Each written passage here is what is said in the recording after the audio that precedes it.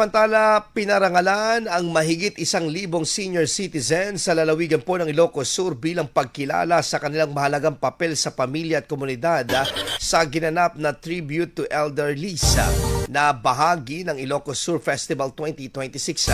Abot sa 1,325 na senior citizens ang nagtipon sa Farmers Livelihood Development Center sa lungsod ng Vigan nitong Linggo, Pebrero 8 para sa taunang selebrasyon na inaalay sa mga nakatatanda sa lalawigan.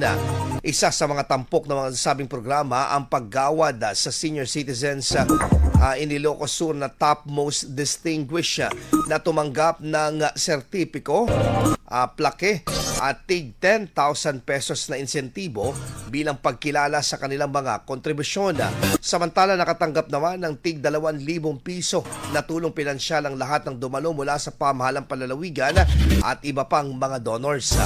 Mas naging makulay ang okasyon ng ipamalas ng mga senior citizens ang kanilang husay at sigla sa pamamagitan ng isang cultural dance competition na sinabayan pa ng masasayang ngiti at palakpakan ng mga kalahok at manonood.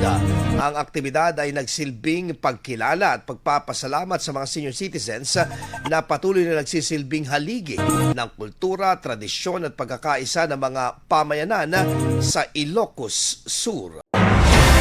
IFM News. IFM News. IFM News.